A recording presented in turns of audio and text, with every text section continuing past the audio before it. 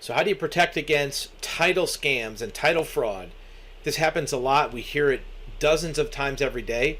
This is an article from a couple months ago from the county clerk in a county in Tennessee. It talks about vehicle title fraud. And what is it? It's when a private seller or even a dealer issues you a forged or incomplete car title. And we'll talk about dealers too a little bit later. Carvana had some issues with titles that we'll talk about. And this county clerk said over the last several months we have received a high number of defaced titles, signed in the wrong place, white out, scribbled out. Any title that is defaced will be rejected. This is very important. Any title that is defaced will be rejected. And they look at this, even if it's a small little cross out or change to a word, they're going to reject it as a title.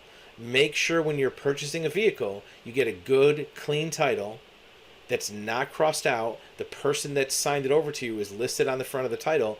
We had a call earlier today where the customer had purchased a vehicle from a woman who got the car in a divorce. The judge gave the car to the wife in a divorce, and the wife just took the divorce papers, photocopy of her title, gave it to the buyer, and said, this is what you need. And on its face, it might seem legitimate. You have court papers, you have a copy of your title, you have the name of the person, you have the VIN number.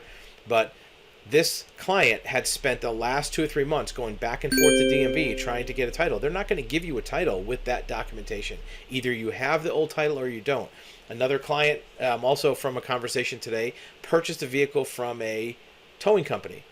Towing company had towed it in, needed repairs.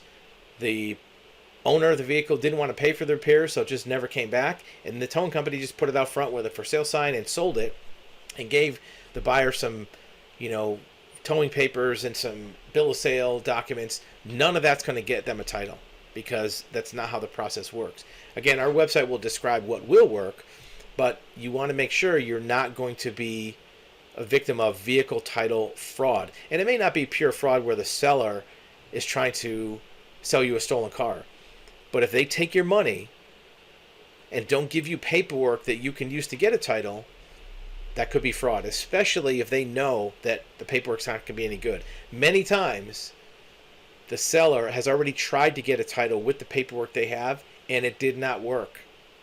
So they're just going to pawn the problem off on you, right? So if the paperwork's no good, there's nothing that's going to fix it that you can do that the person couldn't do before. Now, it may have been able to be fixed if you put a lot of work into it, but that's the question. Do you want to put the work into it? Title fraud and title scams is a big problem because you don't own the car until you have a title. You can have the possession of it, you can have the keys, you can have a bill of sale, you can have the VIN number, you can put insurance on it. Until you have a title certificate with your name on it, printed by the DMV, you don't own the car, period. And that doesn't even take into account if there's a lien on it. Another concern, according to the article, is they've received a higher number of out-of-state titles that are bogus and counterfeit. Customer purchased a vehicle with a Georgia title for $25,000 cash. When they came to register, they found out it was counterfeit. They went to look at the records. They found out it had a North Carolina title. It was financed and had a lien holder. So this is another thing to do. See if there's a lien on the vehicle. You can't check that online. Don't run a Carfax expecting to find if there's a lien holder. It might say no liens found, but Carfax doesn't check for liens. Right? The only way you're going to find out liens is if you go into the DMV in person and ask them to look it up. You can't do it over the phone. They're not going to tell you over the phone. Lien holder is a big problem. 30% of the title problems that we work with clients on have to do with a lien holder and a lien release. Unless you have complete confidence that you're buying a car from the right owner, you're making a purchase from an individual that is suspect.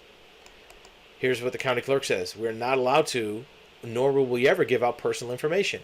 That's true. You can't call up the DMV or the county clerk and say who owns this vehicle. They can't tell you. It's against the law.